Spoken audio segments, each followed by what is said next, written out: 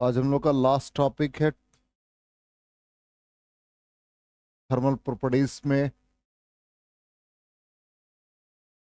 इसमें थोड़ा black body radiation, Kirchhoff's law, Stefan's law, Wien's displacement law, ये तीन टॉपिक है।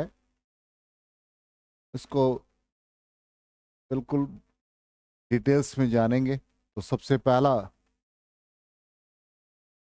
टॉपिक जो हम लोगों ने पहले पढ़ रखा है, in fact interaction of radiation with matter. कहने का मतलब सिंपली ये है कि जब थर्मल रेडिएशन किसी बॉडी पर फॉल करता है वो पार्टली रिफ्लेक्ट होता है, पार्टली अब्जॉर्ब होता है, पार्टली ट्रांसमिटेड।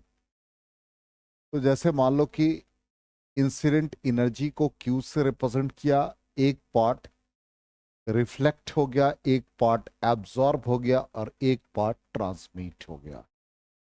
इसका मतलब जो इंसिडेंट रेडिएशन है, रेडिएशन का मतलब सिंपली हम लोग समझ जाते हैं कि energy emitted per unit area per unit time. तो यहाँ इंसिडेंट रेडिएशन को रिप्रेजेंट कर रहे हैं क्यू से। अब ये क्यू इंसिडेंट रेडिएशन, जस्ट यहां पर क्यू इंसिडेंट रेडिएशन, और इसका एक पार्ट एब्जॉर्ब हो रहा है, एक पार्ट रिफ्लेक्ट हो रहा है और एक पार्ट ट्रांसमिट हो रहा है। इसका मतलब इंसिडेंट रेडिएशन के एक पार्ट जो एब्जॉर्ब हुआ इसको क्यू ए से रिप्रेजेंट किया, और जो रिफ्लेक्ट हो गया क्यू आर से, और जो ट्रांसमिटेड है क्यू टी से। इस Q को राइट हैंड साइड में ले जाए तो यहां पर ये क्वांटिटी 1 हो जाएगा। तो Q A by Q plus Q R by Q plus Q T by Q. इसको हम लोग एब्जॉर्प्टेंस कहेंगे, ए से रिप्रेजेंट होगा। इसको हम लोग रिफ्लेक्टेंस कहेंगे, आर से रिप्रेजेंट होगा। और इसको ट्रांसमिटेंस कहेंगे, टी से रिप्रेजेंट होगा। इसका मतलब एब्जॉर्प्टेंस, रिफ्लेक्टेंस और ट्रांसमिटेंस का सम 1 के इक्वल हो। ठीक है, ये सारा थियोरेटिकल है, कल हमने इसलिए पीडीएफ में भेज भी दिया है। तो इसको हम लोग ऐसे अपने पीडीएफ से कंपेयर करें तो देखिए यही चीज है, Q is equal to Q A plus Q R plus Q T. अब यहां पर Q से डिवाइड कर दिया तो हमने जस्ट लिखा एब्जॉर्प्टेंस, रिफ्लेक्टेंस और ट्रांसमिटेंस, इन सब का न्यूमेरिकल वैल्यू 1 हो। अब जो एब्जॉर्प्टेंस है जिसको हम लोग रिप्रेजेंट कर रहे हैं क्यू ए बाई क्यू, इसको हम लोग सिंपली एब्जॉर्प्टेंस और एब्जॉर्बिंग पावर से रिप्रेजेंट करेंगे। क्यू आर बाई क्यू जिसको रिफ्लेक्टेंस कहा, इसको रिफ्लेक्टिंग पावर कह सकते हैं। क्यू टी बाई क्यू इसको ट्रांसमिटेंस कहा, और ये ट्रांसमिटेंस और सिंपली ट्रांसमिटिंग पावर। इसका मतलब टोटल यदि हम सबका सम निकालते हैं तो वो क्वांटिटी 1 होता है। अब इसी से हम लोग पता करेंगे कि कौन परफेक्टली एब्जॉर्बर है, कौन परफेक्टली ट्रांसमीटर है, कौन परफेक्टली रिसीवर है या रिफ्लेक्टर। तो ये सारी चीजों को हम लोग इस मैथमेटिकल टर्म से देखेंगे। तो यहां पर ये हमारे पास रिजल्ट आ गया कि a plus R plus T is equal to 1। मान लो एब्जॉर्प्टेंस, रिफ्लेक्टेंस 0 हो जाए तो ये ट्रांसमीटर, इसका मतलब गुड ट्रांसमीटर की तरह काम करेगा, पहला कंडीशन। इसी तरह से सेकेंड कंडीशन में आ जाए, रिफ्लेक्टेंस ट्रांसमिटेंस 0 हो जाए, गुड एब्जॉर्बर की तरह काम किया। अब क्या होगा, वो नाम क्या होगा वो आगे की बात है। मैथमेटिकली थर्ड क्वांटिटी देख लो, थर्ड क्या बन जाएगा, यहां पर ए का वैल्यू, सॉरी यहां पर A1 होगा, हाँ बाय मिस्टेक लिखा गया। अब यहां पर ए एब्जॉर्प्टेंस, ठीक, ट्रांसमिटेंस ये 0 हो जाए तो क्या हो जाएगा, गुड रिफ्लेक्टर, आर का वैल्यू 1। ठीक, अब इसी को हमने नेक्स्ट स्लाइड में लिखा है इस फॉर्म में। पहला a is equal to T is equal to 0, तो r इज इक्वल टू 1, तो बॉडी परफेक्टली रिफ्लेक्टर हो गया। फिर देखो r is equal to T is equal to 0, a का वैल्यू 1, क्या हो गया? Perfectly black body. इसका मतलब ये लाइट को कंप्लीटली एब्जॉर्ब कर लिया, ना रिफ्लेक्शन हो रहा है ना ट्रांसमिशन हो रहा है, कंप्लीटली एब्जॉर्ब हो रहा है। ए का वैल्यू और आर का वैल्यू 0, तो टी का वैल्यू 1, बॉडी परफेक्टली ट्रांसमीटर की तरह काम कर रहा है। नेक्स्ट कंडीशन में आ जाए टी इज इक्वल टू 0 और a plus r is equal to 1।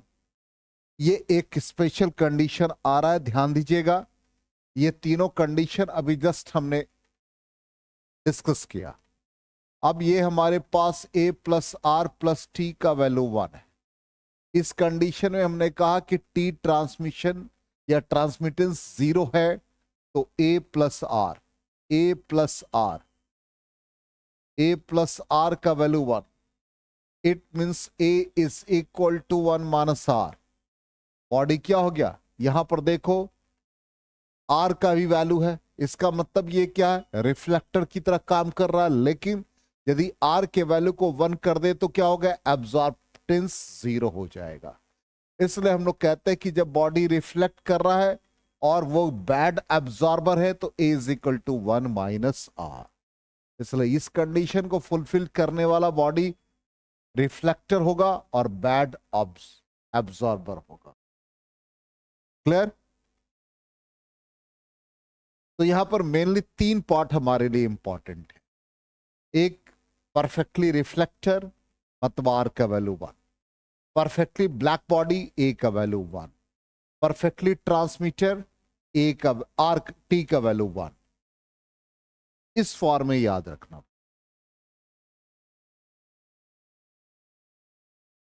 चलो नेक्स्ट आ जाओ। अब कहता है emissive power, absorptive power and emissivity. ठीक, सबसे पहला कि यदि कोई भी बॉडी का टेम्परेचर उसके सराउंडिंग से ज्यादा हो तो थर्मल रेडिएशंस होते हैं। ठीक, रेडिएशंस में हम लोगों ने पढ़ा भी है। अब यहां पर पहला टर्म है मोनोक्रोमेटिक एमिटेंस और spectral emissive power. Emissive power, emittance, इस टर्म को समझने का बेस्ट तरीका यह है कि यदि हम emissive power in terms of wavelength जान रहे हैं तो इंसिडेंट रेडिएशन अभी आपको हमने समझाया भी और वर्बल भी बोला कि एनर्जी एमिटेड रेडिएटेड पर unit area per unit time, इसको हम इंटेंसिटी से रिप्रेजेंट करते हैं। तो जो रेडिएशन होगा इसी फॉर्म में होगा कि जो एनर्जी एमिट हो रहा है, एनर्जी रेडिएट हो रहा है, एनर्जी अब्सॉर्ब हो रहा है, तो energy per unit area per unit time into wavelength. जब वेवलेंथ के टर्म में होगा तो हम स्पेक्ट्रल एमिसिव पावर कहेंगे। इसका मतलब एमिसिव पावर या सिंपली मोनोक्रोमेटिक एमिटेंस को ई लेमडा से रिप्रेजेंट करते हैं। ई लेमडा का मतलब हो गया energy emitted per unit area per unit time per unit wavelength. और इसी का टोटल वैल्यू यदि निकालेंगे तो टोटल को ई से रिप्रेजेंट करेंगे और वो इंटीग्रेट हो जाएगा। वेवलेंथ वेरिएबल है इसलिए 0 टू इंफिनिटी, ई लेमडा और डी लेमडा। ये सिर्फ रिलेशन याद रखना। ये आपको मतलब कहने का मतलब मैथमेटिकली ऐसे लिखते हैं।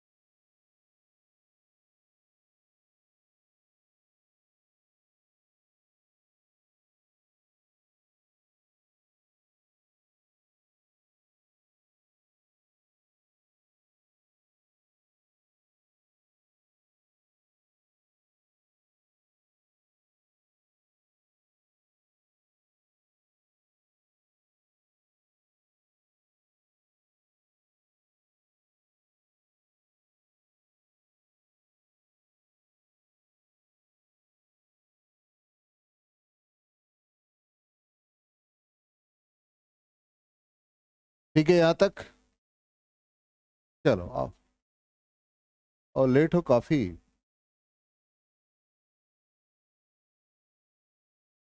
तो यहाँ पर मोनोक्रोमेटिक एमिटेंस, और देखो यहाँ पर बेसिकली ये हमने अभी तक समझाया है, आप क्लास में लेट हो, कि सिंपली मान लो कि एक इंसिडेंट रेडिएशन है, मतलब रेडिएशन का मैटर के साथ इंटरेक्शन हो रहा है। जो इंसिडेंट रेडिएशन होता है वो फोटोन के फॉर्म में होता है, यदि हम उसको पार्टिकल नेचर कंसिडर करते हैं। तो इंसिडेंट रेडिएशन को हम लोग क्यू से रिप्रेजेंट करते हैं। तो कुछ पार्ट इस इंसिडेंट रेडिएशन का एब्जॉर्ब हो जाता है, तो क्यू ए कहते हैं। कुछ पार्ट रिफ्लेक्टेंस हो जाता है, क्यू आर, और कुछ ट्रांसमिटेंस हो जाता है, क्यू टी। इसका मतलब यहां पर Q is equal to Q R plus Q A plus Q T हो जाता है। अब यहां पर क्यू आर बाई क्यू को हम लोग रिफ्लेक्टेंस कहते हैं, Q R A by Q इसको हम लोग एब्जॉर्बटेंस कहते हैं, क्यू टी बाई क्यू को हम लोग ट्रांसमिटेंस कहते हैं। इसका मतलब क्यू से इसमें डिवाइड करोगे, इसमें डिवाइड करोगे, तो ये बन जाएगा R plus A plus T is equal to 1। अब आर का वैल्यू, ए का वैल्यू 0 हो जाए तो ट्रांसमिटेंस 1, तो परफेक्टली ट्रांसमीटर बन जाएगा। ए और टी का value 0, R is equal to 1, perfectly reflector बन जाएगा।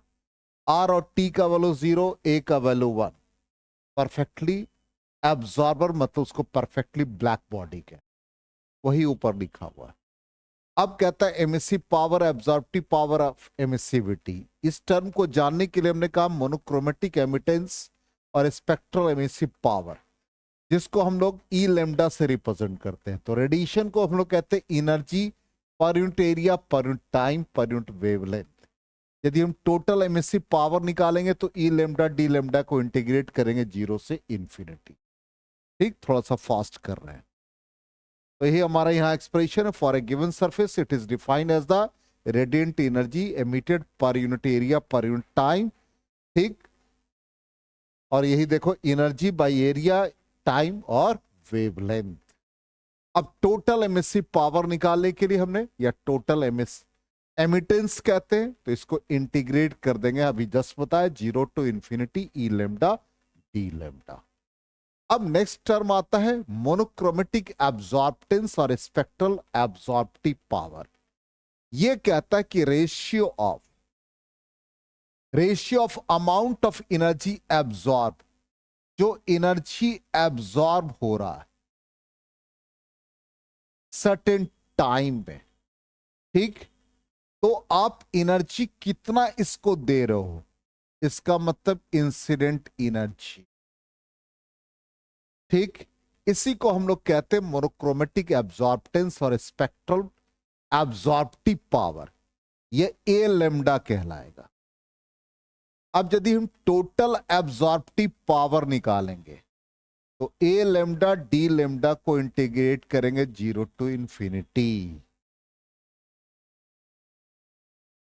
ठीक है, ये सिंपल जानना है मैथमेटिकली, ये ऐसा टॉपिक नहीं कि इसको रटना है, सिंपल एक एक चीज को हमको समझ लेना है, किसको क्या टर्मिनोलॉजी से या किस एक्सप्रेशन से रिप्रेजेंट कर रहे हैं। ठीक, तो अब देखो टोटल एब्जॉर्प्टेंस और एब्जॉर्प्टिव पावर कैसे निकाला, 0 to infinity A lambda D lambda. ठीक, अब नेक्स्ट टर्म आता है यहां पर एमिसिविटी। एमिसिविटी एक बॉडी का एक टेम्परेचर है जो डिफाइन करता है total emissive power by total emissive power of black body. कहने का मतलब सिंपल है कि एमिसिव पावर को हम लोग यहां पर, एक मिनट इसको कंटिन्यू कर लेते हैं, हाँ जस्ट ए मिनट। तो यहां पर यह कहता है कि एमिसिविटी को एप्सिलॉन से रिप्रेजेंट करते हैं। यह कहता है टोटल एमिसिव पावर, ई से रिप्रेजेंट किया था एमिसिव टर्म के लिए, divide by total emissive power किसका, ये बॉडी का है, और डिवाइड करेंगे इसको ब्लैक बॉडी से, तो ब्लैक बॉडी के लिए की कैपिटल यूज कर, इसी को कहते हैं एमिसिविटी। ये ऊपर हो गया बॉडी का, क्या? Total emissive power. ये किसका टोटल एमिसिव पावर हो गया? ब्लैक बॉडी का। इसी से कंपेयर करते हैं। अब यहां पर कहता है कि यदि ई और ई दोनों इक्वल हो जाए, जितना आपका एमिसिव पावर है बॉडी का और एमिसिव पावर ब्लैक बॉडी का दोनों इक्वल हो जाए, तो एमिसिविटी 1 हो जाता है। ठीक, इसको हम लोग परफेक्टली ब्लैक बॉडी कहें। दूसरा कहता है highly polished body. Highly polished है, इसका मतलब क्या हो गया? एप्सिलॉन का वैल्यू 0। और जब भी प्रैक्टिकली जो एमिसिविटी किसी बॉडी का लाई करता है, एमिसिविटी मतलब 0 और 1 के बीच में लाई करता, ठीक है? वो ना तो हाईली पॉलिश्ड होगा और ना ब्लैक बॉडी हो। ठीक, ऑलरेडी हम नोट्स में भेज चुके हैं सब कुछ। अब perfectly black body. Perfectly black body ऐसा बॉडी है जो कंप्लीटली सारे रेडिएशंस को एब्जॉर्ब कर लेता है। सेकेंड कंडीशन कहता है कि परफेक्टली ब्लैक बॉडी होगा, तो अभी जस्ट बताया कि टी का वैल्यू 0, आर का वैल्यू 0 और ए का वैल्यू 1, मतलब टोटल एब्जॉर्प्टिव पावर या सिंपली कह सकते हैं एब्जॉर्प्टेंस का वैल्यू 1।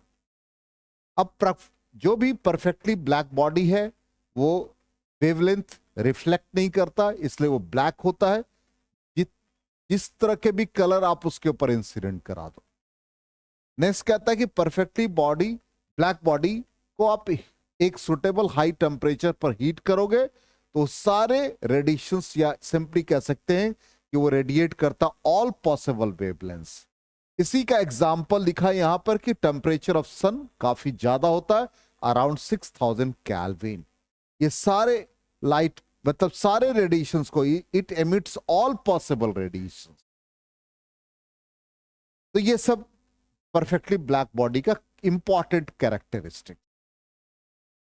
अब आ जाए, एक ब्लैक बॉडी क्रिएट किया था फेरी ने, उसी को हम लोग कहते हैं फेरीज ब्लैक बॉडी।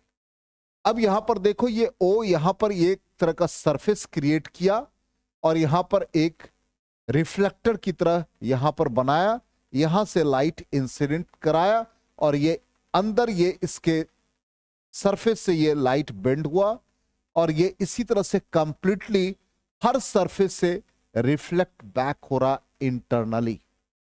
तो बाहर किसी तरह का कोई लाइट निकल नहीं रहा है, किसी तरह का जो भी रेडिएशन हो रहा है वो कंप्लीटली एब्जॉर्ब होता जा रहा है।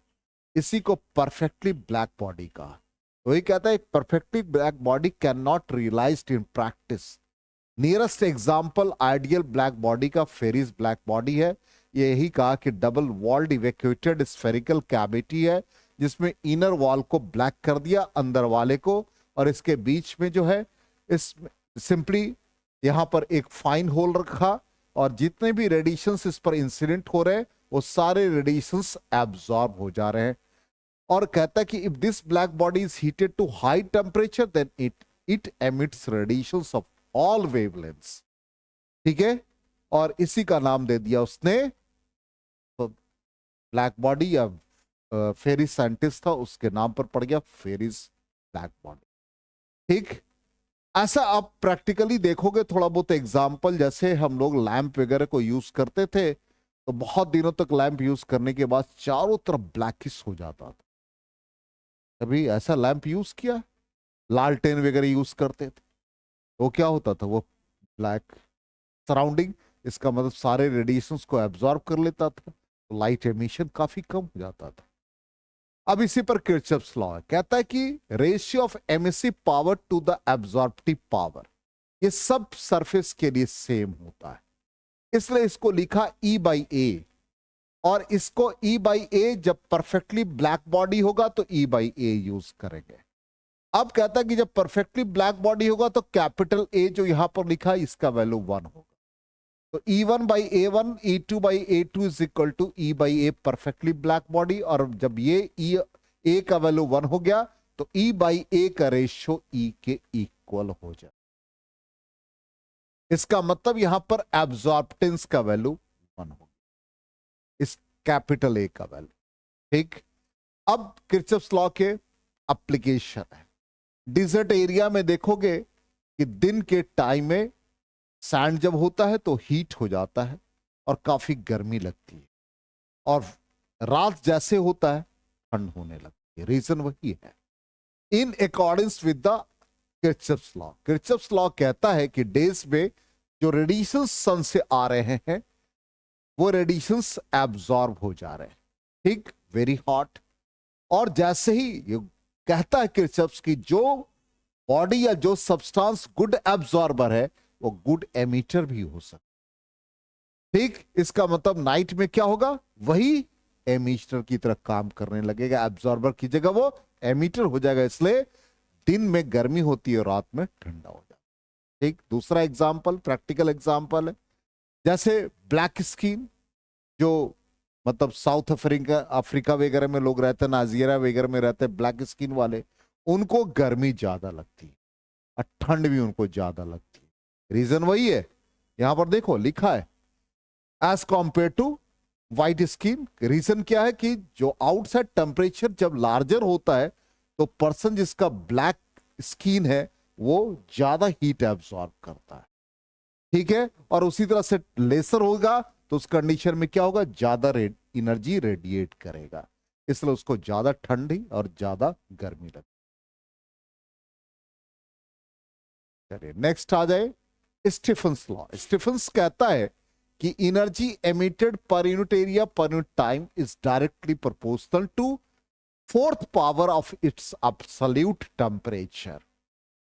तो यहां पर E directly proportional to T to the power 4, और यहां पर एक कांस्टेंट ऑफ प्रोपोर्शनलिटी यूज होता है सिग्मा, जिसको कहते हैं हम लोग स्टीफन्स कांस्टेंट। सिग्मा का वैल्यू होता है 5.67 into 10 power minus 8 watt per metre square kelvin to the power 4। Ordinary body के लिए हम लोग इसको इस फॉर्म में लिखते हैं, अभी जस्ट हम लोगों ने किरचॉफ्स लॉ में पढ़ा, क्या था भाई, E by epsilon is equal to E by A। For black body के लिए A का वैल्यू 1, तो E by epsilon is equal to E। अब यहां पर ये देखो E का वैल्यू कितने के बराबर, सिग्मा T4। यदि आप एमिसिविटी निकालोगे तो एप्सिलॉन E हो जाएगा, एप्सिलॉन E का वैल्यू डाल दोगे तो सिग्मा T4 हो जाएगा। यही रिलेशन निकाला गया, ठीक। अब रेडिएंट एनर्जी को हम लोग कहते हैं Q, यदि total energy radiated by ordinary body, तो उस कंडीशन में हम लोग लिखते हैं E का वैल्यू, यहां पर E लिखा है एप्सिलॉन इंटू सिग्मा, तो ये Q by A into T, जो कि एप्सिलॉन सिग्मा T4 के बराबर हो जाएगा। इसको क्रॉस मल्टीप्लाई करोगे तो Q का वैल्यू EAT2 आ जाएगा, और यहां से इसमें सब्स्टिट्यूट कर देंगे E का वैल्यू। कहने का मतलब ये हमारा E का value Q by A into T है, then Q is equal to EAT हो गया, और E अभी जस्ट हम लोगों ने लिखा है epsilon sigma T4A into T। तो ये रिजल्ट आ जाता है Q का वैल्यू। अब पावर होता है radiant, power is equal to radiant energy per unit time. तो Q का वैल्यू हम लोग डाल दें तो epsilon sigma T4 A T divided by T, T cut जाएगा तो ये बन जाएगा A एप्सिलॉन सिग्मा T4। बहुत छोटा सा टॉपिक है, सिर्फ हम लोगों को जान लेना है इसके बारे में। अब लास्टली हमारे पास Wien's displacement law. Wien's displacement law कहता है कि प्रोडक्ट ऑफ वेवलेंथ और मैक्सिमम इंटेंसिटी ऑफ रेडिएशन, मतलब टेम्परेचर और वेवलेंथ का प्रोडक्ट कांस्टेंट होता है, means wavelength inversely related to temperature. और यहां पर इस दोनों के प्रोडक्ट को इसने जो डिफाइन किया उसके अकॉर्डिंग कहता है कि जो wavelength lambda m for maximum radiation inversely proportional to temperature, तो ये वेवलेंथ और टेम्परेचर का प्रोडक्ट कांस्टेंट, और इसी का नाम दिया था विंस ने, इसलिए हम लोग इसको विंस कांस्टेंट कहते हैं। यदि हम ग्राफिकली इसको देखें तो जो वेवलेंथ है और टेम्परेचर है इसके बीच ग्राफ प्लॉट करेंगे तो ग्राफ का नेचर यहां पर प्रोडक्ट कौन इनवर्सली रिलेटेड है तो ऐसे आएगा, इनवर्स रिलेशन है। और इसी को हम लोगों ने इसमें अलग अलग के लिए मतलब टेम्परेचर और वेवलेंथ को हम इंटरचेंज कर दे तो इस फॉर्म में ग्राफ आता है। देख लो, ये हमने इस साइड का ग्राफ रिप्रेजेंट किया था एक पर्टिकुलर, इस सेगमेंट के बाद का ग्राफ हमने ड्रॉ किया, इस पार्ट के बाद इनवर्स रिलेटेड, इस पार्ट के बाद इनवर्स रिलेटेड, इस पार्ट के बाद इनवर्स रिलेटेड। इसका मतलब क्या था कि यहां पर एनर्जी, यहां हमने अभी किसके लिए लिखा, लेमडा के लिए, तो लेमडा टेम्परेचर के बीच में ये ग्राफ है, लेमडा टेम्परेचर के बीच में ये तीनों ग्राफ है, लेकिन एनर्जी और लेमडा के बीच में जब ग्राफ प्लॉट करेंगे तो इसका एक ऐसा वैल्यू होता है जहां पर मैक्सिमम वेवलेंथ, इसी को हमने पीक वैल्यू से रिप्रेजेंट किया, इसके लिए मैक्सिमम वेवलेंथ, इसके लिए मैक्सिमम वेवलेंथ, उसके बाद इनवर्स रिलेटेड है कि जैसे जैसे टेम्परेचर बढ़ाते जा रहे हैं, टेम्परेचर बढ़ रहा है तो वेवलेंथ घटता जा रहा है। यही हमारा विंस डिस्प्लेसमेंट लॉ। तो फाइनली ये टॉपिक हमारा बहुत छोटा टॉपिक है, बस इसको एक बार देख लेना है कि वेवलेंथ जैसे जैसे घट रहा वैसे वैसे टेम्परेचर बढ़ रहा है। अब यहां पर बहुत सिंपल क्वेश्चन है कि mode of transmission of heat in which heat is carried by the moving particles is, क्या बताया था, कन्वेक्शन होता है। In a close room heat transfer takes place, क्या होगा, क्लोज रूम में किस हीट का जब ट्रांसमिशन हो रहा है एक एंड से दूसरे एंड तो कन्वेक्शन हो रहा है। हीट ट्रांसफर हो रहा है जिसमें कि ग्रेविटेशन का एक इंपॉर्टेंट रोल है, किसमें कहा था, फ्लूइड जब हीट करते हो तो by the process of convection, जो हमारा नेचुरल कन्वेक्शन है उसमें बायोंसी और ग्रेविटी का इंपॉर्टेंट रोल है, तो नेचुरल कन्वेक्शन हो गया। In which process the rate of transfer of heat is maximum, किस प्रोसेस में रेडिएशन में ज्यादा होता है। Which of the following is the correct device for the detection of thermal radiation, एक थर्मोपाइल एक सेंसिटिव इंस्ट्रूमेंट है जिसमें हीट रेडिएशन और इंटेंसिटी मेजरमेंट होता है, इसलिए डी ऑप्शन हो जाएगा। Thermos flask is polished well, जो हम लोग यूज करते हैं आजकल, उसे पॉलिश सरफेस सारे रेडिएशंस को रिफ्लेक्ट कर देता है, तो इसका मतलब to reflect all radiations from outside. ठीक है। सर्टेन सब्सटेंस कहता है एमिट करता है only the wavelength lambda 1, lambda 2, lambda 3 and lambda 4 when it is at high temperature. When this substance is at a colder temperature, it will absorb only the following wavelength. तो obviously पढ़ा भी Kirchhoff's law के according सारे substance emit करते wavelength eight high temperature, तो इसका मतलब E by ए का वैल्यू कांस्टेंट था, तो E1 by A1 E is equal to E2 by A2, इसका मतलब यहां पर क्या होगा, D सारे वेवलेंथ के लिए। Relation between emissivity and absorptive power, क्या बताया था, परफेक्टली ब्लैक बॉडी के लिए क्या होगा, E का वैल्यू और A का वैल्यू 1 इक्वल हो जाएगा। When P calories of heat is given to a body, it absorbs Q calories, then the absorption power of the body, क्या कहता है, हीट जो एब्जॉर्ब कर रहा है और हीट जो सप्लाई कर रहे हो, तो heat absorb divide by heat given या इंसिडेंट एनर्जी कह सकते हो, तो बी ऑप्शन हो जाएगा Q बाई P। तो इस तरह से ये टॉपिक हमारा कंप्लीट हो गया। छोटा सा टॉपिक था, थोड़ा लेट हो, सिंपल थियोरेटिकल, एक बार पढ़ोगे समझ में आ जाएगा। ठीक है, कल हम लोग स्टार्ट करेंगे थर्मोडायनेमिक्स, कल इंपॉर्टेंट चैप्टर है। लेट हो गया कोई बात नहीं, हमको भी थोड़ा